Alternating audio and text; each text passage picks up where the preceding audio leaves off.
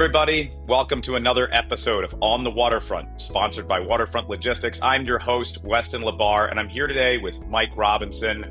Mike has that fantastic background in the supply chain, and we can't wait to share with you what he's done, his insights on the industry, and what he's doing now, which is really interesting in the vein of sustainability. So, Mike, thank you for joining us. Happy to be here, Weston. Mike, tell us a little bit about your background. You have a really interesting history for me because the way I look at it, you were really in one of the pioneering executive roles for e-commerce and how you take a large retailer and start to do direct-to-consumer models. So talk a little bit about your experience, especially with folks like Macy's and others. Yeah, I'll do the lead up to Macy's because I think that's a bit of the capstone in my e-commerce career. I grew up in Pennsylvania. I went to Penn State. I'm a proud Nittany Lion. I worked in we are. There we go. I worked in the consumer products area for a while with Johnson and Johnson, both in the Philadelphia area and then out in California in the Pasadena area. And one thing led to another. And it was time for me to leave industry and go into consulting. Consulting then led to a career really in the space of how to take technology to drive business change. Primarily in the ERP space across the value chain in many different areas.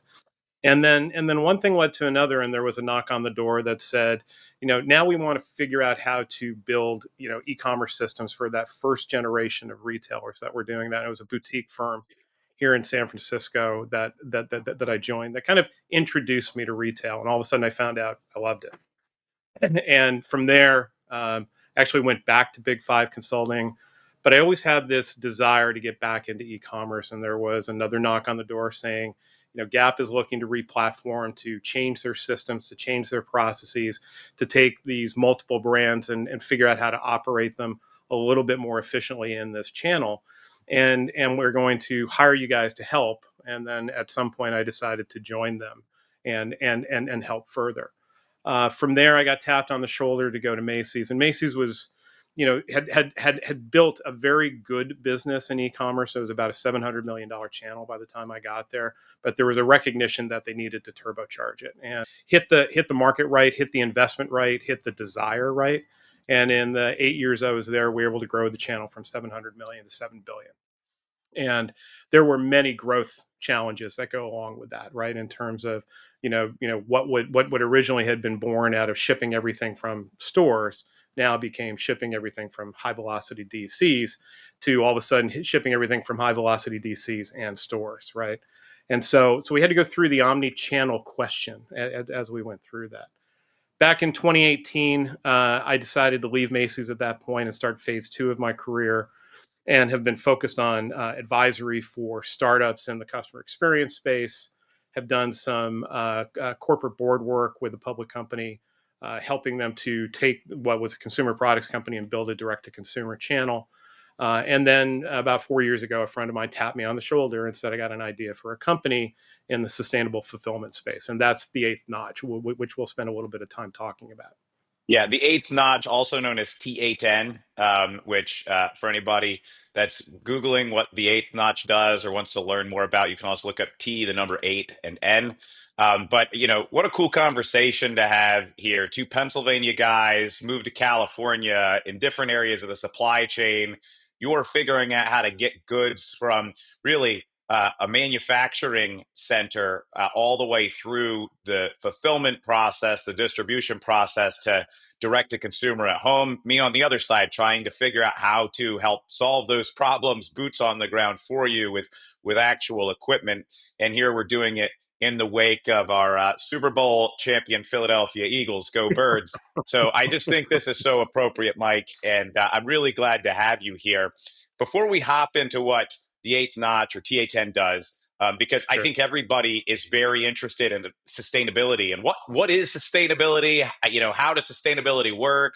We'll get a little bit more into that, but talk a little bit about e-commerce and that direct to consumer model, because to your point, you're breaking it down. As I used to like to say, it used to be a situation where when goods were coming in the country, you had to get them to a handful of facilities that went out to a larger network of facilities. And depending on how big of a retailer you were, you may have 100 stores, you may have 1,000 stores, but really you had the same pickup locations from your distribution centers to the same storefronts almost regularly, right? Unless you had an outside vendor doing the deliveries, but you had a fixed network. Fast forward to today, where literally every day I've got 4 or 5 different trucks showing up to my house, dropping off packages, usually with my wife's name on them, but Mhm. dropping off packages to the front door, and it reshaped what supply chain networks had to look like. It also reshaped the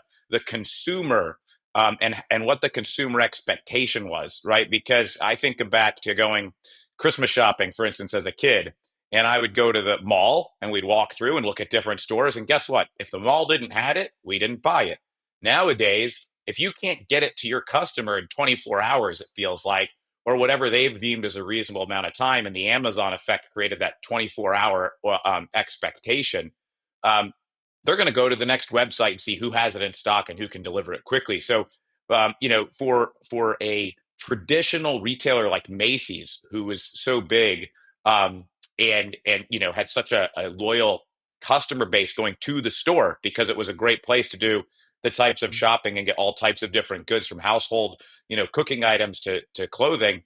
Talk about the challenge of migrating from a brick and mortar storefront to every building could be where we need to deliver freight.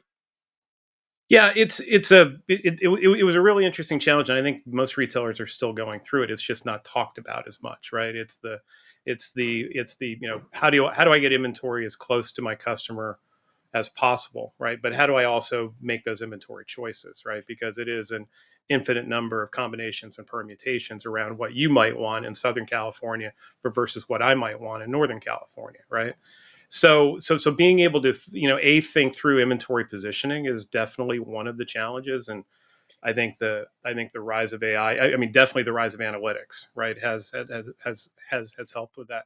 But then also it was about that freedom of choice, right? I mean, again, there used to be one option: you drive to a store, you buy from a store, you take it home from a store. Now it's and this was the mantra that we had during my time at Macy's. It was allow her to shop anytime, anywhere, any way that she so chooses, right? And then it became and allow her to have it delivered to her in whichever fashion. If she wanted to go to the store, if she wanted to have it, if she wanted to have, buy it online and have it delivered to the store, if she wanted to have the store deliver it to her in an overnight or same day option. Those were all the combinations and permutations we were working through, and it was about choice. But what it always came down to is the customer wanted it for free, right? And the economics of free shipping has been the bane of most retailers' experiences, where some have even questioned the validity of the online channel because of the added cost. And I think what we do in a different way is we ask the retailer to think about the economics of free shipping a little bit earlier. Is that if you're giving it for free, what if you did it in a time frame that was maybe a little bit different than as fast as possible? Because when you don't necessarily do it as fast as possible and take time and use it strategically, there's a chance you might be able to create some added value, which is what we do, which is making sure that the delivery happens with another package either coming from the same retailer or another retailer, which then unlocks financial opportunity and also carbon non-creation at that point. So I think the point of as we've continued to go through this, and I appreciate that you mentioned Amazon. Amazon conditioned everybody to go free and fast. Right now, I think if you Hmm. if you really pay attention to the conditioning that Amazon is now, they're saying, I'll still give it to you as part of my Prime program, which is perceived as free, right? But I'm going to deliver it when I'm going to give you options as to when I can deliver it. It's not when you choose, right? You choose based on the options that I have, and every single one of those options, I can guarantee they're doing something else nearby you, right? That there's some efficiency that they've created either in your neighborhood directly to you or on the same route where something else is being delivered. Yeah, and before we hop into the sustainability aspect, I've just got one Sure. more thing that I feel like the direct to consumer effect really created, and I don't think it's talked enough about, but that's reverse logistics, right? So Yeah. again, reverse logistics. I buy some, well, typically I go to the store and I buy something and I try it on or whatever. And unless there's a defect, I already know that it fits, right? Especially talking about clothing. Or so typically, if you were returning something, it was because there was a defect, or maybe you bought it as a gift and the person was exchanging it. But today, you've got this phenomenon. A buddy of mine, his wife, I love telling this story. She got banned from a few websites because she would order like 10 or 15 dresses at a time. She'd try them all on. She'd send 14 of them back. And she kept doing this, and eventually comes back. You can't return things anymore, which I'd never heard of that. So it must have happened a lot more frequently than most people do it. But that's the other part of this phenomenon now, is because it's a pickup and drop off through the route. It's not like the typical old school FedEx or UPS route where they're driving through and dropping it off, right? It's okay, I've got certain areas I need to pick things up. I've got certain areas I need to drop things off. And can you talk a little bit about reverse logistics? Because, some retailers have said you will pick it up from your house. Other ones have said drop it off at a carrier store, UPS, FedEx, the post office, etc. Others have said, well, we're going to partner with Kohl's, or Amazon partnered with Kohl's, for instance. So you can go to an Amazon store, you can go to a Kohl's store.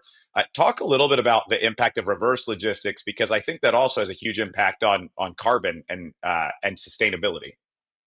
Yeah, it does, and I would say it's probably as polluted a space as there is right now in terms of clarity, right around what's the right answer. I think you use the example of your friend's wife and the quote, the abuse that she had around, creating on a room in her. She wanted everything to brought to her so she could find the right thing and then send everything back. That's just the reality of the industry has chosen to do that.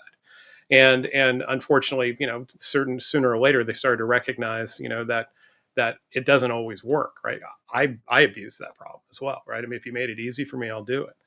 I think the notion of creating the right reverse logistics answer truly should be, I think it should be, every time that something is delivered, you have a chance to return something at that point, right? And if you could somehow create those two moments together, which I think lots of people are looking at, we're looking at it, right in terms of part of our offering. But what happens now is it becomes, it's friction for the consumer, right? In terms of, I got to get a Mhm. label, I got to put it in a bag, I got to find the tape, I got to take it down, or like Amazon has done with Kohl's and with Whole Foods and others, is just bring it unboxed. We'll do a quick scan as long as you've got the barcode that you've started the return with, and we'll try and make it as seamless as possible. And they also view it as every time you walk into a store, it's a moment of traffic as well, right? Right. You walk into a Whole Foods and you're returning stuff, and you got money back, right? That there's a very good chance you're going to turn around and shop, right? Which was something that we always thought about at Macy's, is that if I can create a return moment in a store and I give them immediately credit at that point, they're going to turn around and shop with it, right? So there's a way to capture that. It's when you then, when it's dropping off at an access point or something of that nature, that maybe that piece is lost. But I think it's I don't view it as sustainable, excuse me, from a carbon creation standpoint in its current format, because it creates an extra event, right? Mhm. But if I can marry the events, right, of when something is delivered and I put something, and I give something to the driver, or if it was an autonomous vehicle and there was a lockbox or something of that nature, that I could start the process with. There's ways, I think, of doing it better, and we'll get better at it as humans. We just will, right? Because people are going to want to take friction out of their process. Yeah, absolutely. And I think that is a great segue into what TA10 does, right? And again, you talk about before you had fixed routes, and so while the trucks that typically will deliver from a DC to a store are bigger, when people now see delivery trucks, they're seeing them all the time, all over neighborhoods, everywhere you go, right? And so it's definitely created a multiplier effect on the amount of traffic that is out on the road. I used to say all the time, I'd go to these public hearings when I ran the Harbor Trucking Association, and people would say, why are there so many trucks on the road? I don't want these trucks on the road. I don't want heavy trucks driving through my neighborhood. And when they say heavy trucks, they're not talking about these big Class 8, trucks that you see on the highway or going in and out of the nation's ports. They're talking about delivery trucks, and part of the answer I've always had is, well, stop buying stuff. Like if you don't want to see trucks, stop buying stuff, because there's this little secret. If Yeah. you bought it, a truck brought it, right? And so as you look through this, I want to talk about sustainability in a three-pronged approach. I've always felt like there's three legs to the sustainability stool, and we all know some of the obvious ones. You've got the environmental sustainability, right? And you're talking about how do I do things in a more environmentally friendly way. You're talking about operational sustainability. How can I continuously do it every day? How can I get better at it? And then you also have economic sustainability, because to a couple points you've made, a lot of people look at things like Amazon Prime as a free service, or, oh, it's been delivered to me, and if I buy a certain amount of goods, I have free delivery. Well, it's really just you've spent enough money to where they can absorb that cost, right? And so talk a little bit about what sustainability means to a retailer, and then how you've actually attacked all three of those legs through what the eighth notch does. Yeah. Well, it's interesting that you talked about, watching trucks drive through your neighborhood. That really is the origin story of who we are, right?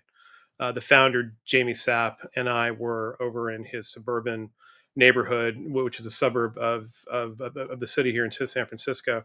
And we're out for a walk, and we're watching these delivery trucks, go by. And it was three FedExes and two UPSs and five Amazons. And he goes, "Does that happen in your neighborhood in the city, Mike?" I go, "Yeah, I live on a fairly quiet street, but there's still delivery trucks going up and down all the time, sometimes multiples of the same brand, right?" So he said, "I don't think that's sustainable." And again, I think in that fashion we meant operational, right? And then as we broke it down, we started to understand the financial sustainability and the environmental component of this.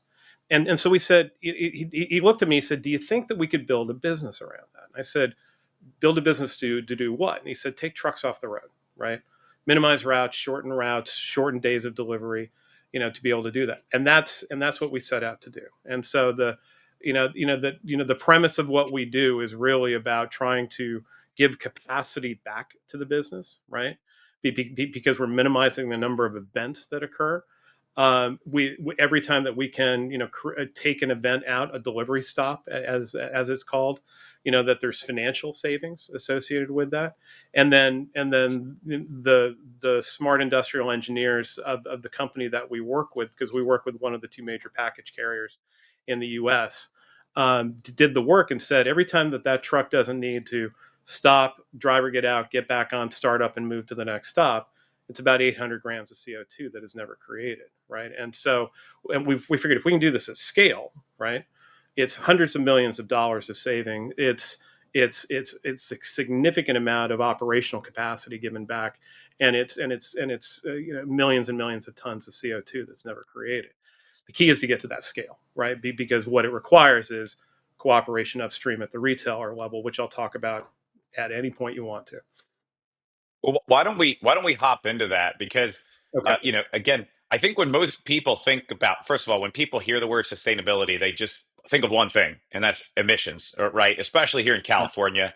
And Yeah. typically, what's the answer? How do we create sustainability and lower carbon footprints? Oh, just buy zero emissions trucks. Well, that kind of attacks into the operational and the financial sustainability aspect of it. So, to your point, you've taken a completely different approach, and you're working sort of you're taking the upstream and the downstream, right, and trying to make it more efficient. And so talk a little bit about like the retailer role in this, because quite frankly, how they design their direct to consumer models and who their vendors and partners are really play into whether or not they can get to a sustainable utopia.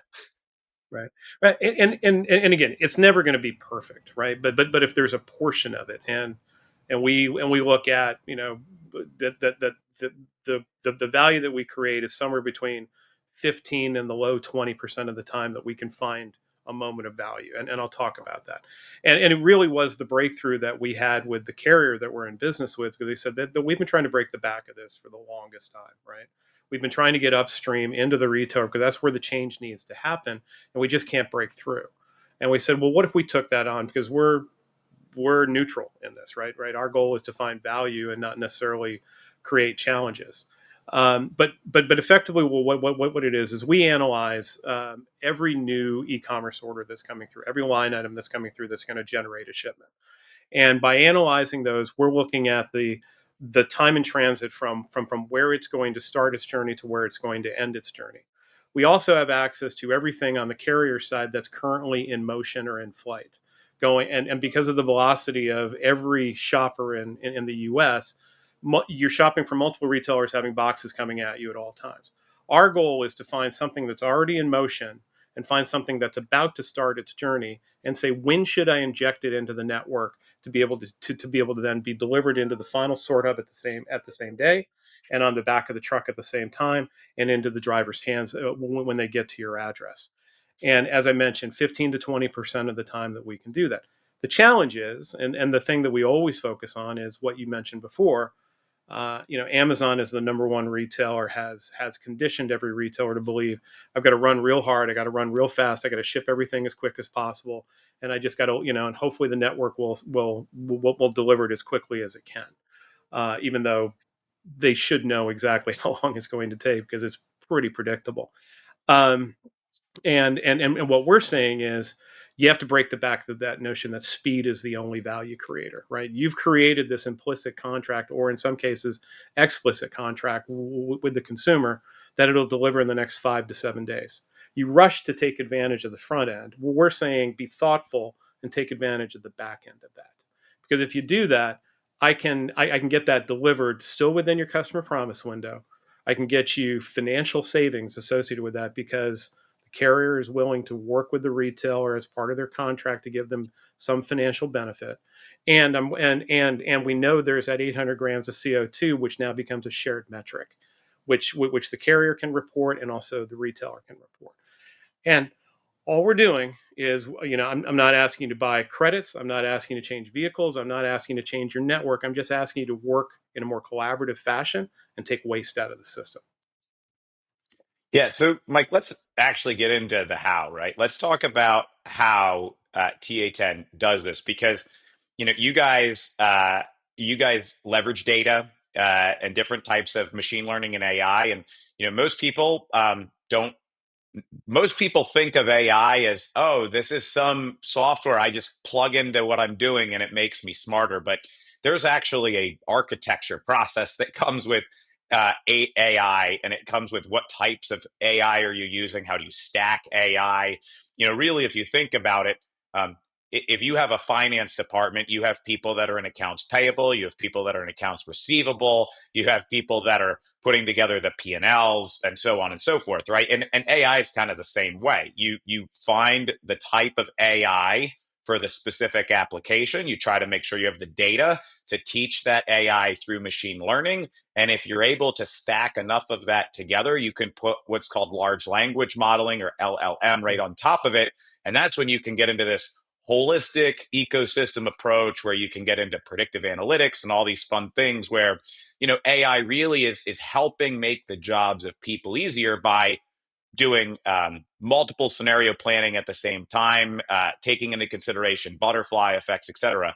And so, I just wanted to give a little bit of a preface there because most people hear AI these days. It's such a buzz term of like, oh, okay, yeah, everybody's using AI. Talk about how you guys use AI to get to Yeah. the effects of making a retailer or making somebody who's trying to get their product direct to consumer a much more sustainable way through TA10.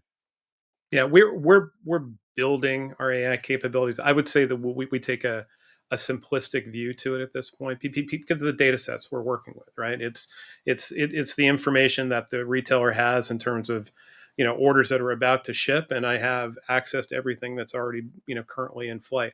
There are components to that where we do drive some predictive analytics out of it, but it's a narrow universe, right? Right, in terms of I'm not using external data in any way, shape, or form.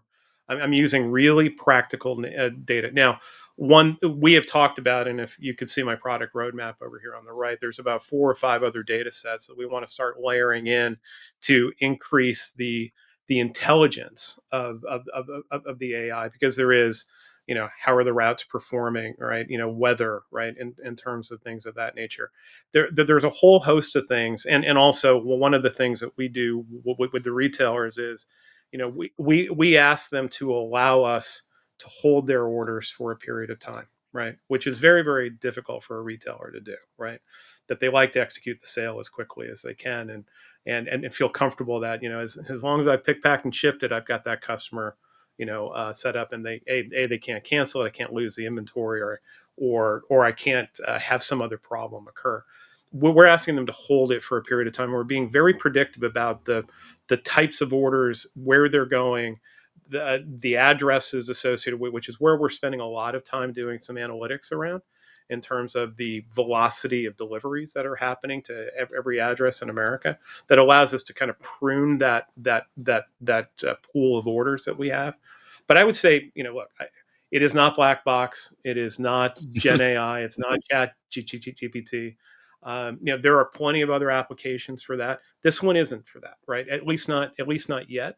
I think we're going to be very smart about the external data sources that we bring in. But right now, it truly, truly is what the retailer is about to ship, and what the carrier has in motion, and what we've learned about the delivery address that it's going to, are the three components that we bring together.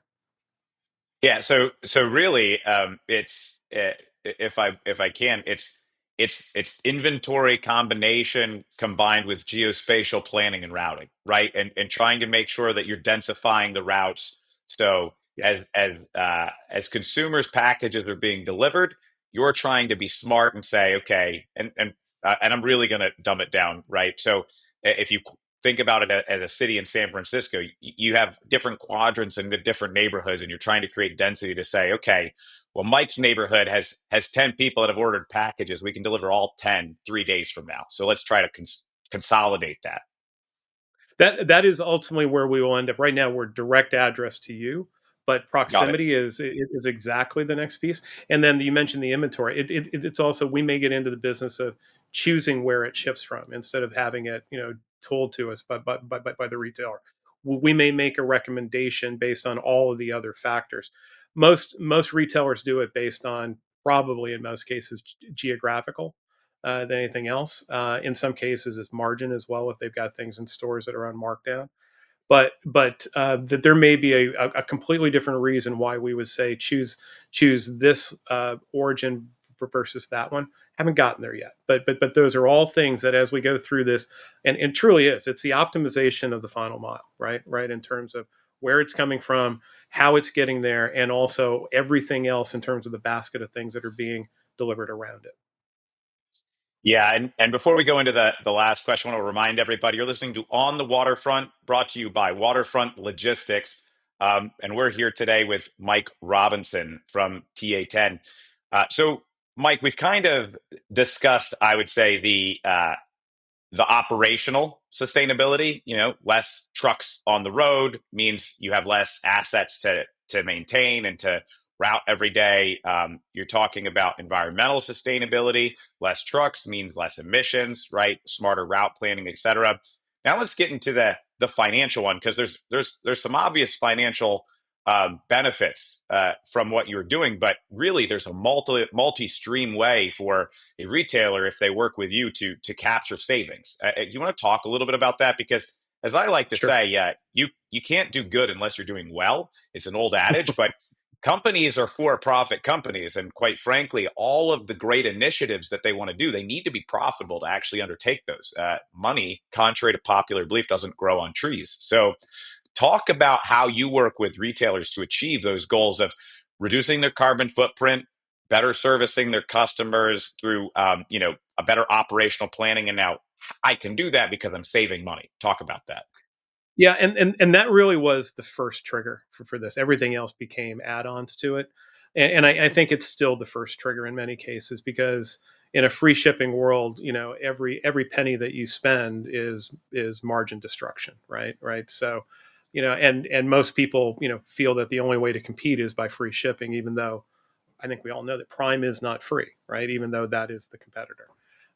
It's the perception of freeness. And so what we say is, well, what if you're able to claw back some of that? And the way that you claw back is because of the relationship with the carrier. And again, it has to ship with the carrier that we are in business with. Because they are saying, if you ship with me and ship on the date that T8N says, there's a very high probability that I'm going to deliver multiple packages at the same time, either directly or nearby. And because of that, I'm willing to give you a financial benefit. Maybe it's 50 to 75 cents off per package. Maybe it is part of the top level contract discussion. Maybe it is strategic allocation during holiday. Maybe it's I don't give you a rate increase this year, right? That there's a whole host of things that we've watched the carrier do as they position it with their accounts in terms of how they use that financial benefit to be able to say, you cooperate with me, I'm more than willing to cooperate with you. And there's, I believe that, again, at scale, right? At scale, when we're talking about its scale for the industry, it's hundreds of millions of dollars for the carrier, and it's millions of tons of CO2 for everyone. I think it's pennies of EPS for every retailer that leans in on this. And if you can, and if you're in a fulfillment organization and you can return pennies of EPS, you're a hero, right? So because you're usually seen as a cost center, right? And if you're seen as someone that has found a way to have a really smart way of reducing costs, then I think that there's value creation across the board for it. I will go further because, again, one of the other things that we've talked about is saying, if you allowed us to schedule every shipment for you as a retailer, you might change the way that you operate your warehouses. You might be able to reduce shifts, right? You might be able to reduce days, right? I mean, most of them try to do it in a forecasted manner based on what they think sales are going to be. But what if it became forecasted around scheduled delivery or scheduled shipment dates? And instead of, I only have those golden rods up front that I work on as fast as possible, and then I try and get everything else, or I try to ship clean on a daily basis. But what if it was a much more organized manner? I think it's utopian. I don't think it ever happens. But if I can give you 15 to 20% of the time, maybe even higher than that you can schedule, maybe you can operate a little bit differently. Yeah, and it's like they say, don't let the perfect be the enemy of the very good, but at the same time, don't let the very good stop the pursuit of perfection. And so it's that Right. constant reformation of how you're doing it and checking in and okay, I've made this better. How do I make this better? And so on and so forth. Um, let's head into the last question here because 5, 10 years from now, we're sitting here. And what I want to take a little bit of a step back actually before we hop into it, because again, I think you attack so many different things for the retailer. And what I think you brought up is you've made a business case on why it makes sense to do this because you're able to benefit commercially and return, your shareholders profits, pay people more money, do these different things. But you're also able to operate better, cleaner, et cetera. But if you think about what's going on right now in our economy, inflation is such a big part of the equation. And you're talking about, okay, I can help the folks that want to fight climate change. I can help the folks that want to reduce stress on our infrastructure and our local roads. I can reduce inflation by taking perceived cost out of the network that's there because of just the way the network's had to augment, and there's obviously other costs that have come in. So what I'd like to focus on is let's fast forward 10 years because again you're able to have these benefits across the board. What does this look like if you guys are successful? And I'm sure there'll be others that have either complementary approaches to this and or try to take competitive approaches that may take a slightly different angle. But what is the future of this type of industry? What I'll call the sustainable shipping industry in a broader sense. What does that look like moving forward? Because technology is only going to get better. AI is only going to get better. The equipment's going to get smarter. All of these things. And to your point, I think the last thing is going to be the consumer will be trained to be more comfortable with this approach, which will then make it a lot more seamless. So talk about once we've taken that friction out, what does this look like? Yeah, I think I think it's going to be a constant battle against friction, right? Because friction generates waste, right? And if you can and that to me what was the unlock in this whole thing was, if I take waste out, what's the impact? There's still so much waste across the board, right? Right from the moment a product is offered until it's actually delivered in this one use case. But the very first podcast I did was with a gentleman over in Europe, and we started riffing on, could this be the beginning of smart cities, right? Which has a different connotation right now with everything that's happened in LA, and but it was meant to be, at least at that point, operating more efficiently, right? Like there's no drive zones Tuesdays and Thursdays, right? Right. It's just the streets are clear, right? Because there's no reason to it, right? There's no delivery zones during that time. I won't get into whether this, is a movement towards, drone delivery or something of that nature, because we've got what happened in New Jersey over the holidays, and so that there's a lot of acclimatization I that think needs to people are happen. ready for drones flying everywhere, I just don't, from a mental I don't, perspective. and I'm not sure I'm not sure the airspace is ready for it either, right? Hmm. But I think that if you dial it back to its simplest essence, if you can, have stuff upstream scheduled to coordinate some value downstream, what are the unlocks that might happen across every facet of the supply chain, right? Right. I mean, all we have to do is take a look at COVID and the fact that we had containers on the wrong side of the world, right? And just the disruption that had for months, right? And probably had a ripple effect into the inflation question that we had as well, right? So again, just getting out of sequence of just one thing like containers on the wrong side of the world almost crippled us, right? So again, a focus, I think, of taking waste out of every single one of these moments is something that will drive it. Will you be utopian? Probably not. But could it be better than it is today? It absolutely has to be. Yeah, I couldn't agree with you more, and I think it's going to be fascinating to watch how this whole industry evolves over the next decade, because you talked about it, the ripple effects. It's called a supply chain for a reason, right? And every link is as strong as the two links it's connected to, because it's such a codependent industry. And the advancements almost feel a little bit like Willy Wonka walking down the stairs into the treasure trove of candy, right? He goes down a couple steps, up a couple steps, down a couple steps, and I bring that up because you start to say, okay, we've got this new AI, but we don't have the data to support it. And so then you go back and you're trying to figure out, where can we create data to make this technology work? You say, okay, now we've got the data, and then you try to train it, and then you realize there's another issue, and so on and so forth. And that's a component that is actually now helping to make a old school brick and mortar, like heavy duty equipment based supply chain operate smarter. So as we go through this whole process, you're really you're dealing with a lot of cause and effect, right? Trial and Yeah. error. And again, I think that's the problem, is everybody looks for the utopia, which you said, it's going to be hard to get there. We're never going to get to what a utopia is. We're going to continue to have to get incrementally better.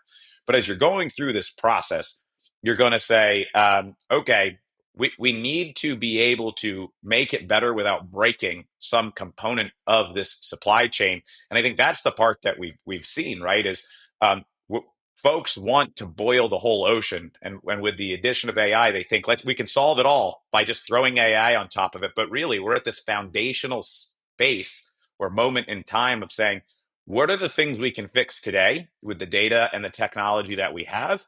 What do we need to then anticipate will break if we don't have the next iteration of it? And it's really about trying to map things out, probably 18 to 24 months down the road at a time, and hope that you can eventually get to a point where you say, we've come a long way. Yeah. No, I think you said it well. And honestly, I'm in the business of making the snozberries taste like the best snozberries possible, to use the Wonk metaphor. Look, it's a yeah. I love what you said about, people assume slap AI on it and it solves the problem. I'm a big believer that AI is there to augment humans, not replace humans, right?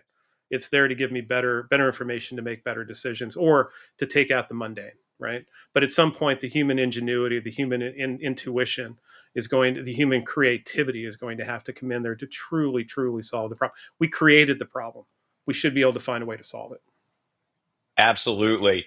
Mike, really appreciate you joining us today. Any final comments you'd like to make for the audience? I really appreciate you joining. You've got such a great background and what you're doing right now. What a great evolution, because people that are in the roles that you used to have, and that will be in the roles you used to have, will benefit from what you're doing today. So, what a great evolution in the career journey you've taken. But any closing comments for the viewers and listeners?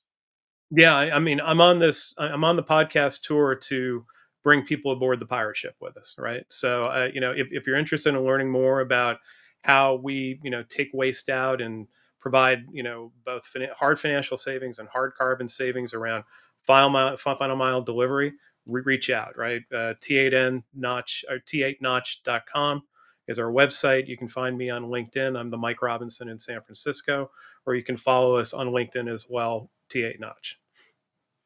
Yeah, T8N, more than just pure imagination and how you're approaching the supply chain and making it a little bit better.